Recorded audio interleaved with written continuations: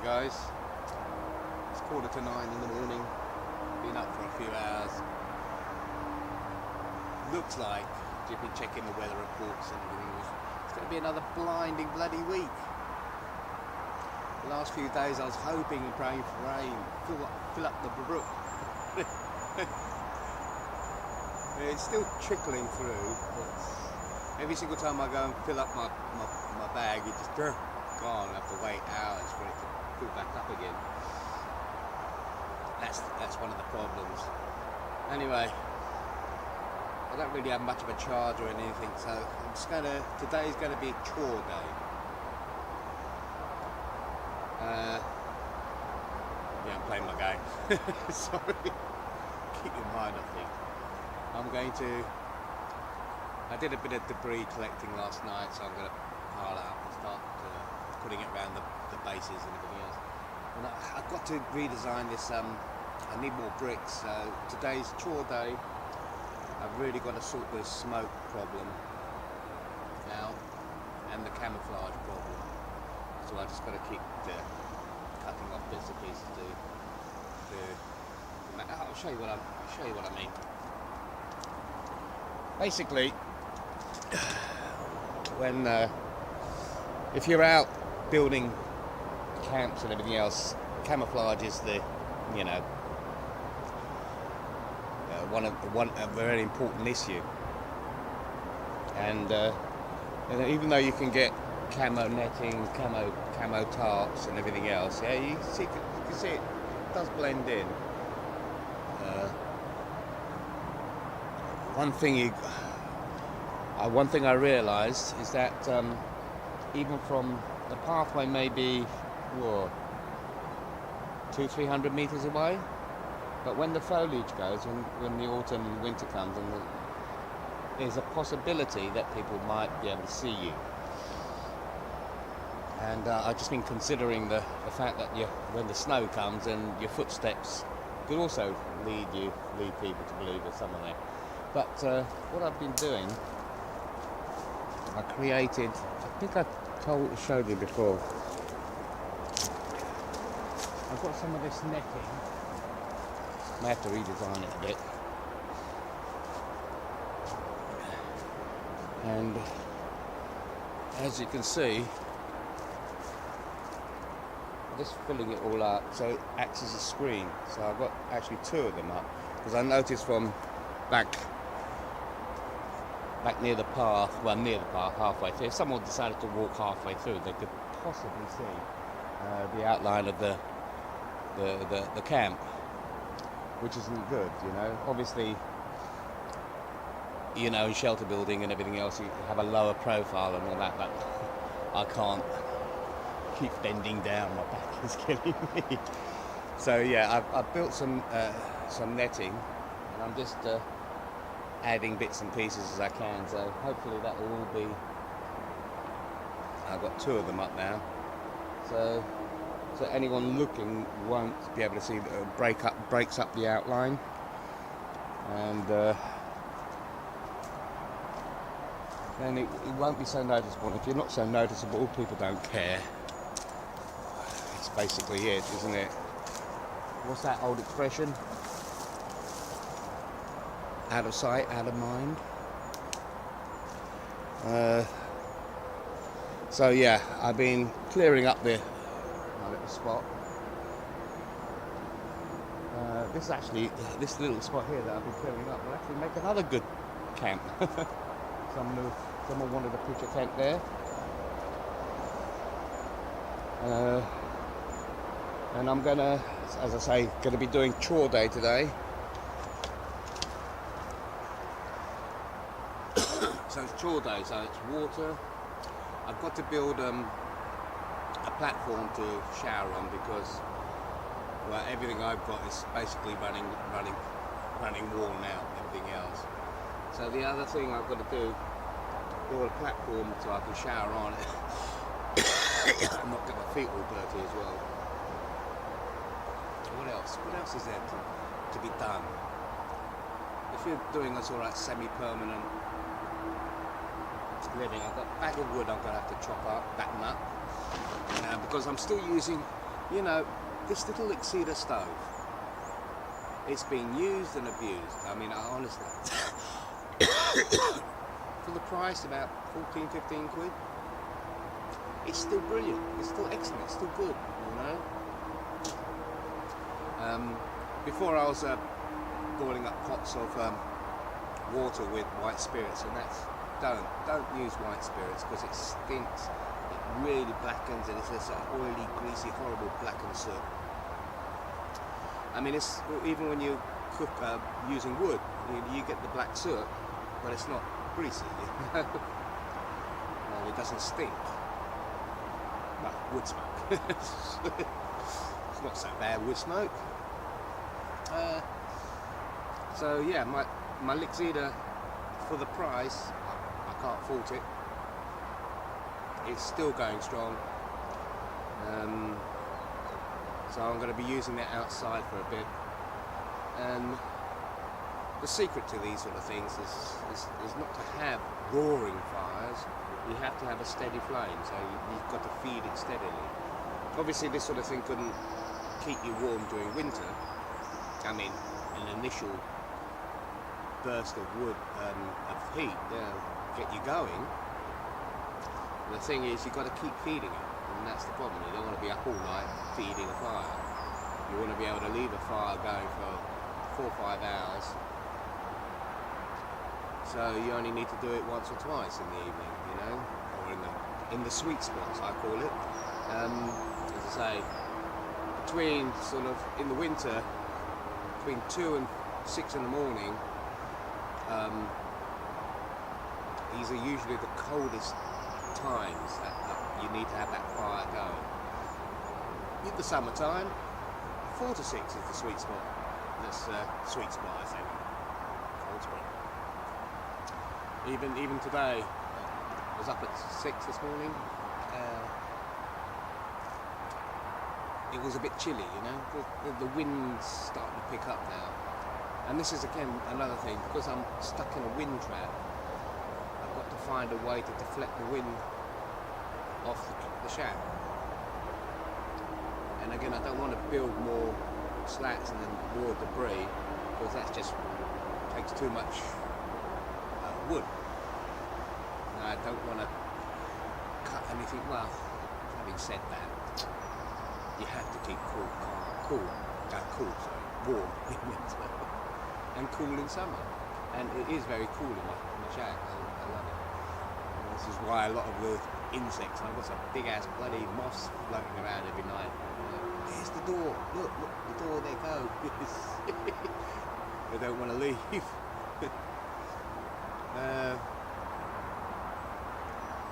One thing I do know, I've got my bucket water ready for a wash today. Wash day as well, 4-day wash day.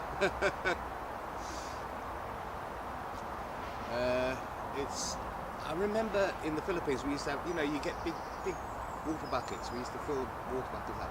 One of my jobs in the morning was to scope off all the dead insects. And yeah, seriously, dead scorpions. I used to get baby scorpions falling into the pot. And even a dead scorpion can still sting, you know. And especially for a little baby one, they pack a real powerful punch and can kill a child easily. So yeah, every morning I used to scrape off the top and everything else. You know, trying to be stealthy, try to be unnoticeable, you know, the grey man effect, yeah? You don't want to be walking around an area where there's very, very few people walking around, you know, hikers, motorcyclists, carrying big,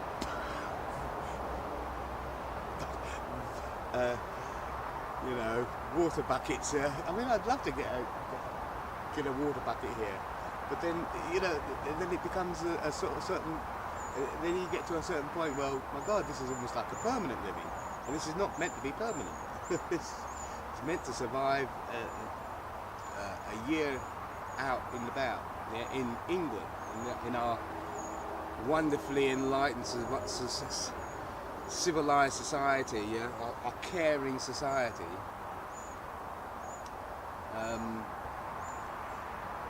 yeah, can you do it on the minimum resources? I mean, yeah, you got all these alternative living people and all that, but they're all still, even me, I'm still hopelessly dependent on the system. I thought to myself, these sort of like solar chargers would get me off the system. I realise now it's a false economy. That some of these solar chargers that you buy, these solar power packs, they're a waste of money. If I really want to be off the system and still be able to generate power, you need to invest quite a lot of money in a decent AGM battery, a sine wave inverter, a charge controller, at least 100 watt solar panel. Wire it all up, keep it in the light. I mean that will get you off it, but that sort of thing can cost 200-300 quid, and it's not portable though. I mean an AGM battery or a lithium ion battery, it's a heavy piece of of kit to be lugging around. So yeah, you've got to make the right preparations to be hidden, to survive. And as I said, I'm still hopelessly dependent on the system. I haven't caught a squirrel for ages. And I don't know, I'm just feeding. I mean, I've got bunny rabbits come and stare at me. I don't want to eat them now. Yeah, I suppose. Yeah, soon. You've got to keep your hand in, haven't you? So, again, like I said, chore day. I took my chair apart because I've got to... I'm still in two minds as to whether or not I want things hanging from the roof or raised off the ground. Hanging is a lot better because then the little mices and everything else can't get to it so easily. Off the ground they can still get to it, but I suppose I could run a couple of structures. Well, the trouble with when you've got a load of weights hanging on a structure and the wind's blowing, it'll create that momentum, which is not a good idea really. And I'm still in half a mind. I really got to redesign this, as I said, the smoke thing. So I'm thinking to take tarp off of one wall or part of it and redesign the fireplace so the smoke stack goes out straight out instead of all along. Again, need more bricks. Find more bricks. If I can build a much better enclosed space for the fire and to cook on. As I say, we're in the industrial site I was camping out in. There were some lovely bits of ducting, old, rusted and everything else, but there's bits of tin and everything else you can get. Again, I don't have the tools to cut it all up into the right shapes. Loads of bricks there, but I'm not trying to lug a load of bricks a few miles. I suppose I could fill my backpack up. Okay, yeah, so yeah, got to try and keep myself hidden for winter. This shack's got to be warm enough for winter. The other camps have got to be warm enough for winter as well. So, you can spend let's say a week here, a week in another place. So you're moving around, so you're constantly busy. You don't vegetate in one place and use up all the resources. You've got to give things time to sort of replenish or as you're going around. Oh dear. I've also got to think about getting a new tent. That's another expense, isn't it? My trusted tent is on its last legs now. I've tried waterproofing it and everything else. Got a And my shoes also, my boots are on their last legs as well. So yeah, I've got to, there's lots of things to consider.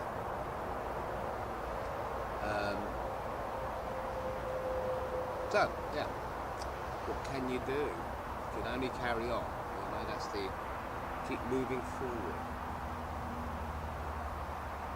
So debris, battening, got to get good supply of wood for the fire. I mean for the, I've got to go and start reclaiming some of those logs that I saw, so I can get a pile of logs ready for winter.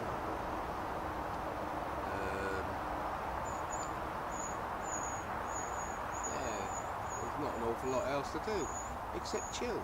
As I said, we've got another week to sit now. It's already, the sun is out. It's gorgeous. It's lovely. Oh dear, what to do? I wish I was on the beach. Money. It's 3 days to walk down to Brighton. It would do. Well, it would take me a day if I was a lot younger and fitter and stronger. But not carrying 30 kilos on your back. And I got my trolley, so I could possibly do 40 kilos and keep all the essentials. But it's like what, 40 odd miles? Yeah, I could do it in a day. Be knackered, but you still need money because you'd have to stop off, get supplies on the way.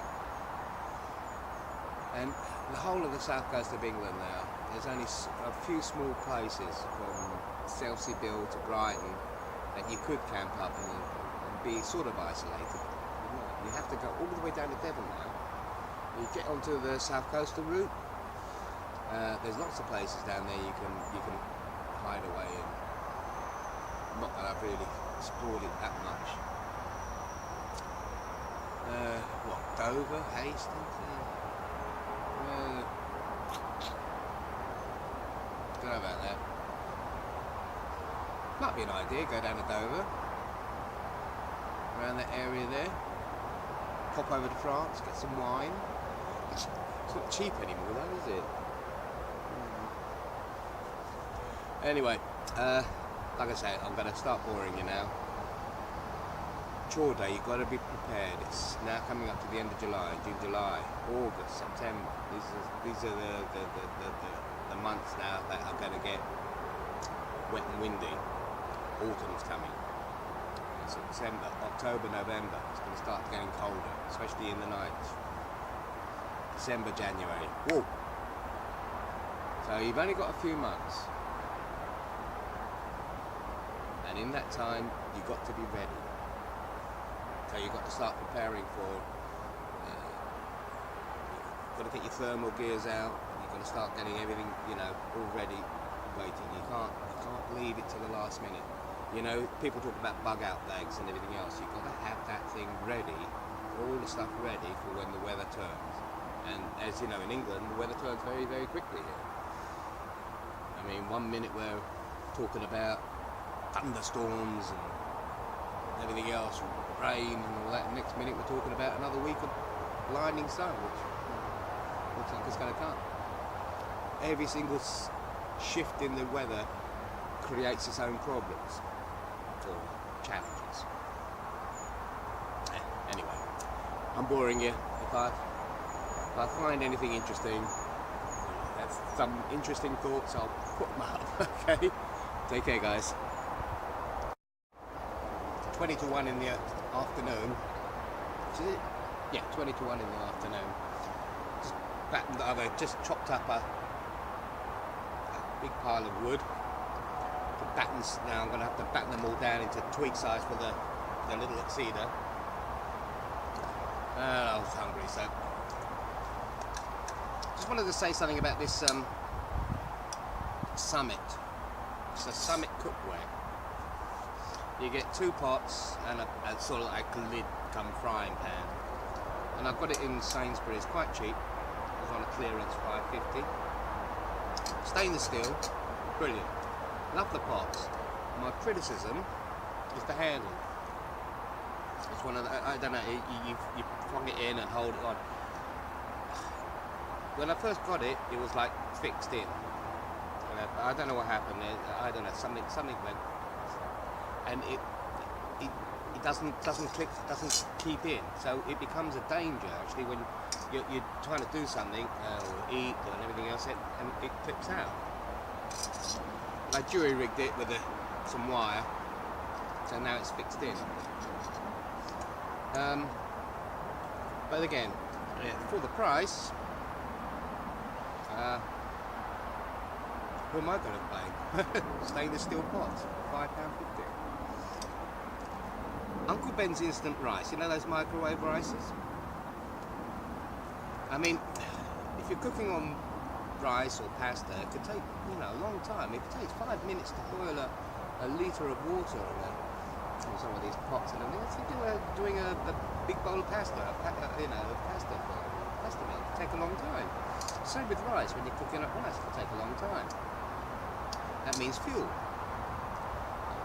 But instant rice, you know, those microwave rice and cooked meats already, bang bang, 5 minutes, and you've got yourself a meal. Grab hold of those McDonald's salt packs and pepper packs. You've got seasoning, yeah.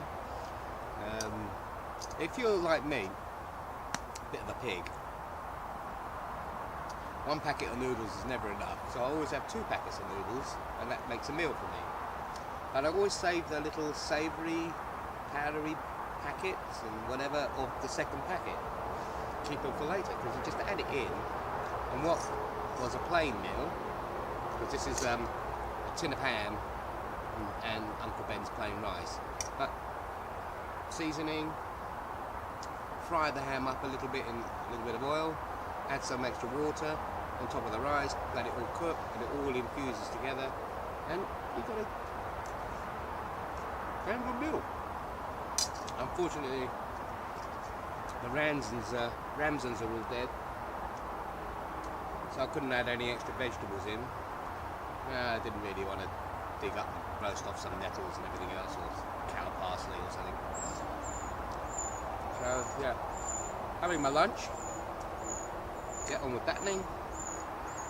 Again, it's a good cookware set.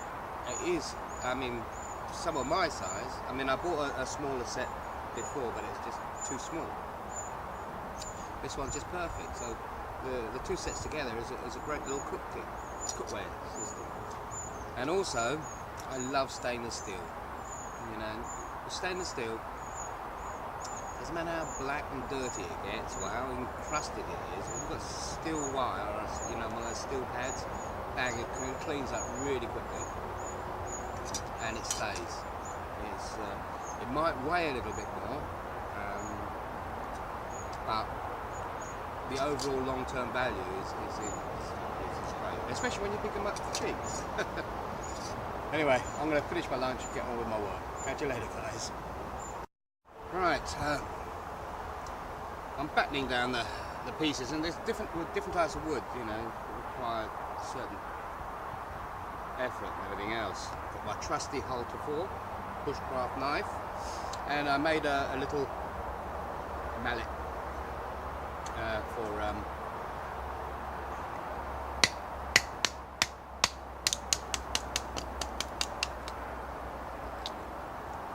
for doing the splitting. And as much as I love this Holfertor or Holtertor or whatever, I do think it lacks a little bit because it's only 3.5 inches. It's full tang and everything else. It's only about 3 millimeters across.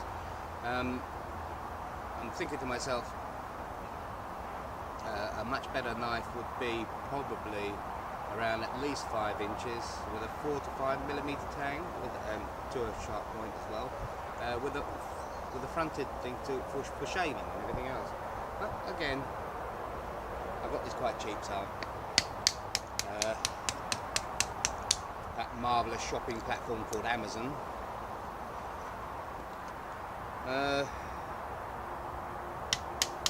So what I like to do is, you know, sort of like break them down to almost twig sizes, because it dries out quicker. Because I stick them in the bag, let them dry out. And when it comes to starting a fire, so much quicker. Just take a look at and it splits up. So I've got a big bag of fuel here, and it's all done. And that will keep me going.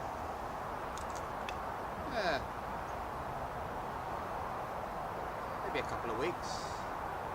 Just for purely cooking, boiling water and stuff like that. Obviously, that could all go in less than a night. I'll use one of these Sports Direct bags. They're quite sturdy, and so yeah, a bag like that will of twigs will last me quite a while. But winter, different matter. I'm gonna have to have a big stock out here. Find a way to keep them dry. It's just a tarp, isn't it, really? You can build a little Viking shelter to store your wood in and just tarp it over. Yeah. Anyway, I've had my food, so don't really want to play my game. I've gone through all the farming aspects and everything else, you know. Sent my troops off to safety. Chores.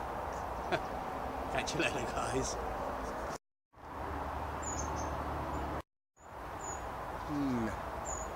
It's 5 PM. Got enough wood to last me a while. Done a lot of debris. Some little touch-me-ups and everything else. And I thought to myself, oh, let's get ready for dinner. I opened up a tin of ham and I've got nowhere to keep it cool, so I've got to eat the ham. So I was going to make some pasta. I've got loads of pasta. But the trouble is, you know, it takes time to boil a litre of water up, and when you're doing pasta, you got your litre of water, your thermos and everything else which is running low. And you need another litre for cleaning and sterilising, washing down at the end, and maybe half a litre or so, or a bit more for cooking with. See, the problem is I've totally neglected my little brook. I should have filled up while it was still a trickle. Problem is, it's not a trickle anymore. There's nothing. Well, I've got water I stored up the other day, but of course I used quite a bit yesterday. So yeah, water's a bit of a problem. And we've got a week of this sunshine. Yeah, it's not even trickling now. So wondering what to do. Because if this is not trickling, I know the brook on the other side of the M25 has probably come to a standstill as well. It was already dead then. I suppose I could go to the church, but I don't really fancy lugging 5 litres of water on a backpack.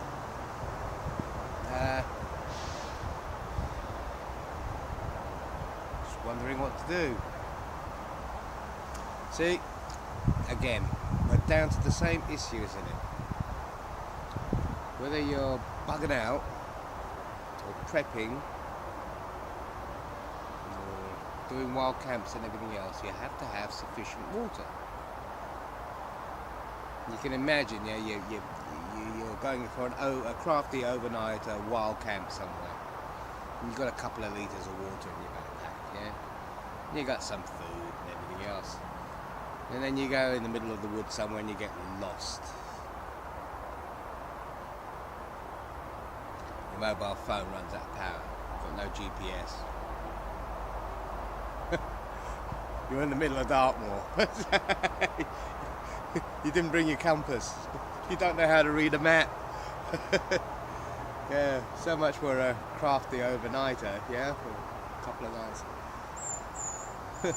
You got your life straw, you know. You'd be surprised how quickly the body reacts to not having water. We 1-2 days, maybe, without any real ill effects. It's your third day. This is another thing when I talk about on some of the other forums about prepping, when the SHTF scenarios happen and all that. You know, everyone talks about stocking up their little hideaway and all that. You know, if any sort of situation, any sort of civil unrest or any sort of war or anything else, it could be years, literally years, before things get back to any sort of normality. So if you want to sort of like hide in your bunker for 2-3 years, how much space do you need and how much water do you need? Now, to maintain good health, you need approximately 3 litres a day, and that's just for drinking. And let alone washing and cooking and everything else. So unless you've got another bunker that's got decaliters, you know, or whatever, gallons and gallons and gallons, yeah, a small little reservoir somewhere, you're not going to last 2 years or so, you know. And so, you know, all these preppers and all that, you're only talking about short term, really short term. The longer term survivalists will head to the coast, in my own opinion. The coastal areas, you can still hide away. There's water if you know how to desalinate, and desalination is not a big issue. It does, if you're doing it with fire to boil the water, then it takes a lot of fuel. But there are other ways you can desalinate as well without, you know, using too much fuel. If not hardly any at all. Solar stills. I mean, you can make all sorts of. You can use the sun to precipitate the water and everything else. You just have to be able to smart enough to make the contraptions to catch the water. Lots of ways to do it. But yeah, in any sort of civil unrest, it only takes, you know, just assume the power and the water goes off. It takes less than a week for the entire society to break down. Yeah, less than a week. 2 to 3 days, yeah? If you haven't got enough water, or if they turn the water off, the power off, or, you know, if they turn the power off and you've got nothing, then nothing's pumping the water up, giving pressure to the water. So, you know, you could end up at home wondering what's going on. After if you don't have enough water in the house, yeah, you've got to be at each other's throats by day 3. You're going to be knocking on neighbours' doors. They're going to be in the same situation as you. So, you know, you need to have water, have some sort of water at least every 2 to 3 days. If you're going to ration things out. Obviously, it's obviously better to have it every single day. You've got to hydrate yourself first thing in the morning. And now I know with that little trickle there, yeah, with this sort of brook, even if we went to the other brook, if I knew there was a river run, a water run, you could always dig. Obviously, the deeper you dig, the more chance of you finding water. Then, of course, if you know how to filter it and everything else, purify it, purification, or at least filtering it is okay, then you should survive. But the best places for this will be near the coast. Virtually all the rivers run through the coastal areas, so you'll always be able to find fresh water. And the problem will be fighting off other people. That's it, who may have the same idea. Or maybe you could join together and build your own little survivor community. But I feel sorry for all the people that are stuck in their little bunker with a trailer full of food and everything else, and they don't have any water. Trust me, you're going to get through more water than you are food. Body can go without food for 4 to 6 weeks without any serious problems to the internal organs. So if you ration your food out, now you can survive. It's again, if you're going to be burying a trailer full of stuff, I'd be burying a trailer full of water and whiskey and some beer. Primarily water. Whiskey and beer, well, whiskey definitely is a tradable commodity, wouldn't it be? Yeah. You could imagine again if this society does break down. You think your brand new plastic £5 or £10 note is going to cut any? It's not going to be useful for anything, is it? Yeah. That would be a premium as well, wouldn't it? I mean, yeah, but that sort of currency wouldn't be worthwhile. You'd have to think about currencies like semi-precious stones, gold, silver, gold coins. You know, as I've always said, you know, a great investment would be buying gold coins or gold. You can buy those lingot bars for, you know, and the price of gold is continually going out. And in the event of any unrest, why do you think we're having so many conflicts in the world today? It's because some countries want to go back to the gold standard. It's purely it. It's all about money, finance.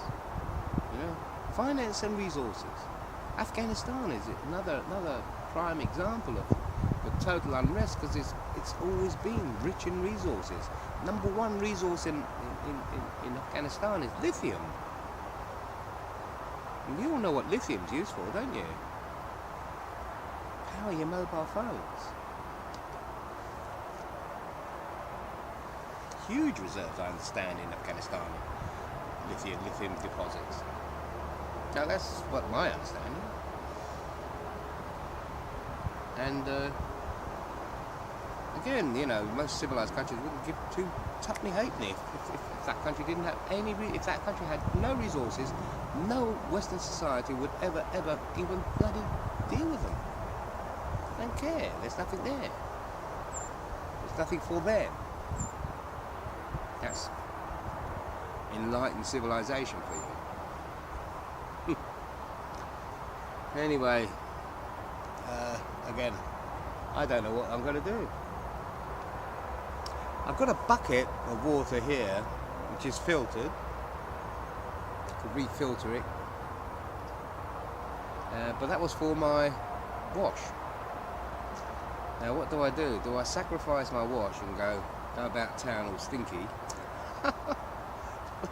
See, the great thing about life, yeah, and one thing I love is one thing I've learned is I don't give a shit what other people think. I don't care. Yes, I stink. I live in the woods. So what? It's not me that's got an issue. You obviously have an issue.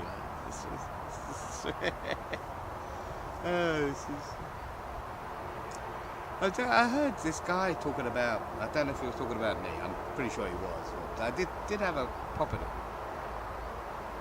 He was on the bus going, oh, someone smells of shit and everything else like that, and he wouldn't shut up. He was sitting on the back of the bus going, and I just turned around and said to him, you know, do you know how to stop that smell of shit, yeah? Keep your fucking mouth shut.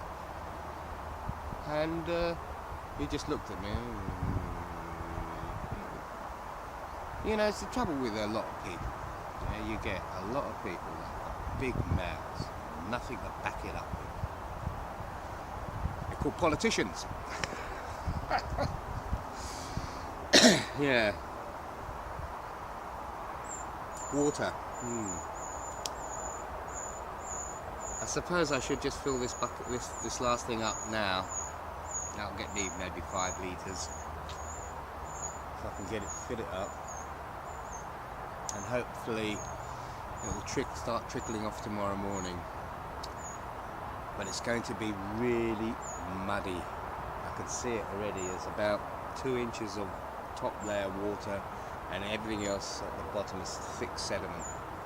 So if I start scooping it all up, it's going to mix all the sediment together.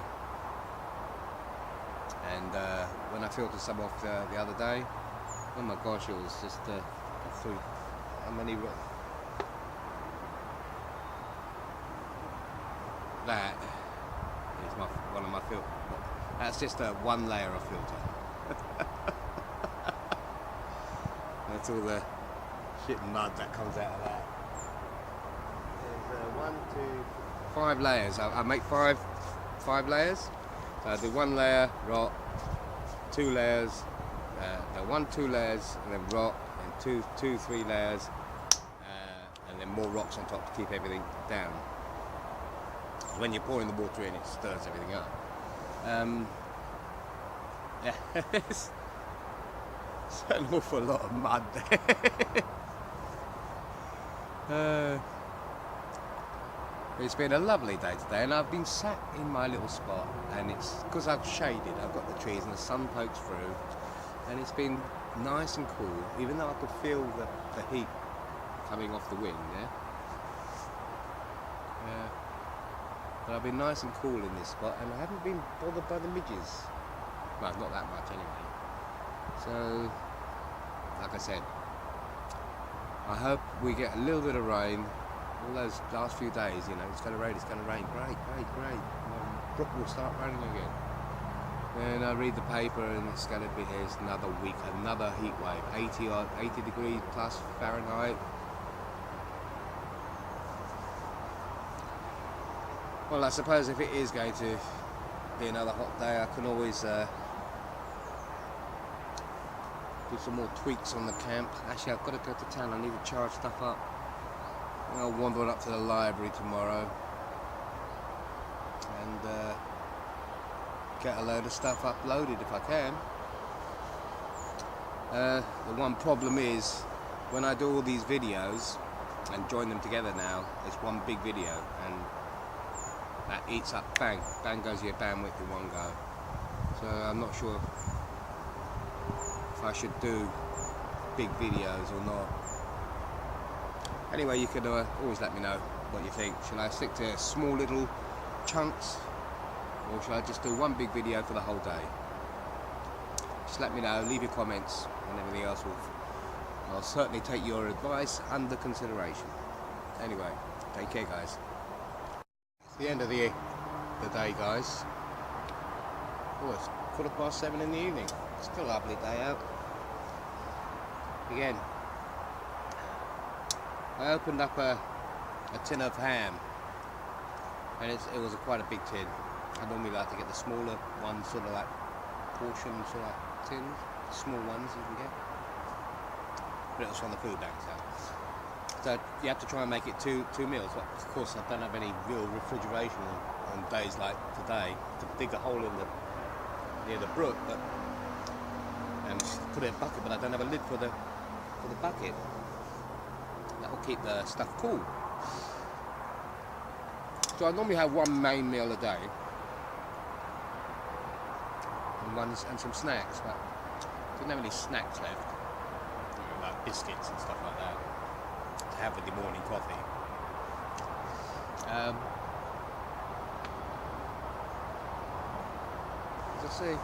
As you can see, I don't know if you can see, the ducting is working. The problem is the fireplace is still not totally sealed in, so I'm still getting it coming out of the sides, which is, to say the least, annoying. I mean, when I'm sitting inside, yeah, the reason why it's not, I know why. Be back in a second.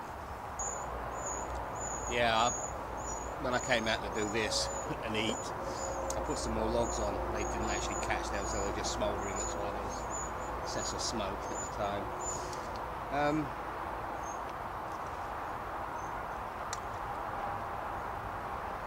So I had to get rid of eat this ham up as quickly as possible.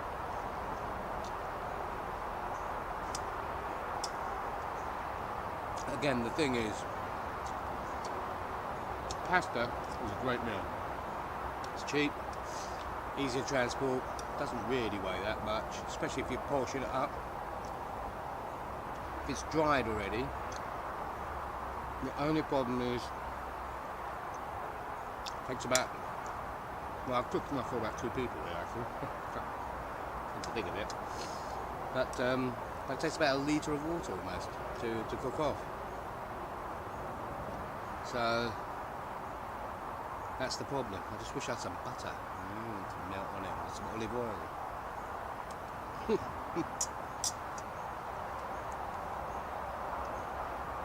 I had some pasta with some tuna in olive oil. So basically, cook your pasta up, all in, some extra seasoning. Oh, lovely. Well, you get those sardine tins with tomato sauce, and you get different varieties of spicy sauces and everything else. Today it's just plain old pasta with tin ham, and it's my second meal of the day, so oh dear, don't know how my guts are going to feel like in the morning.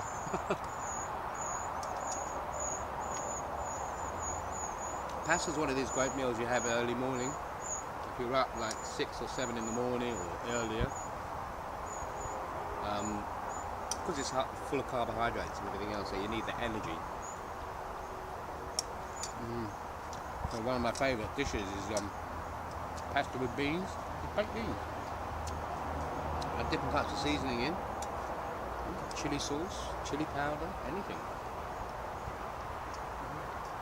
You've got the bits of bacon as well, pasta, baked beans and some bacon. Oh, lovely. Very quick to make, very nutritious. And it's to well. Sometimes if you have things like, I mean, I love soupy noodles, so you've got a nice soupy broth. So I do the same with the pasta, it's basically the same thing. So I like to make a nice soupy broth. Some pastas are very high in starch, so the sauce gets really starchy and horrible. Well, easy way to get over that is boil it up. When it starts to get soft, pour the water out, pour some more water back in, bring it back to the boil, and you get rid of all the starch and you have all the pasta. And you can add your seasoning and put the soupy broth. So, cooking lessons for the hobo. Back in a second. Yeah, sorry, fire was going down. I'm boiling up another kettle of water so I can, you know, soak the pots and pans out so they don't, you know, get cleared. And also I need to fill the thermos up.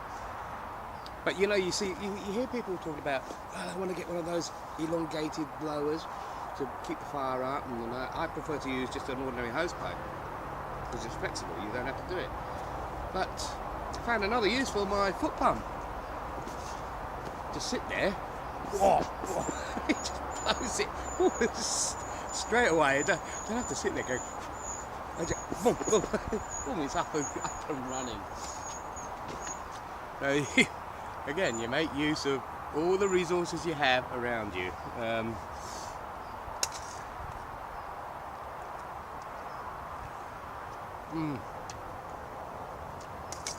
It's all right.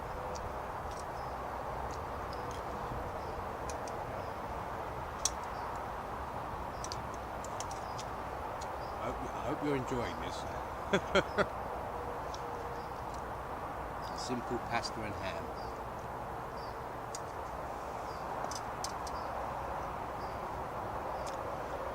I still prefer noodles. They're very, very quick. Minimal water. And the instant pack and all the seasoning bits and pieces. So I suppose when I get my next stipend, I think what I might do is set aside. You have to set aside. You know, we were talking about prepping earlier. You know, I think what I might do, because I always like to buy 4 or 5 packs whenever I'm in town, bring it back. So you get in some of these little Poundland type stores and all that, you can get 5 packs for 90p, or even Tesco's. I mean, Tesco's instant noodles. and they're like 65 grams a pack, and it's really small. So you need, I mean, a big lad like me needs at least 2 to 3 packs sometimes. You go to some of the Chinese shops and all that, and you get all those big packs of noodles, and they're good, 85, 90 grams a pack. So you know, one, it's okay. It's a snack.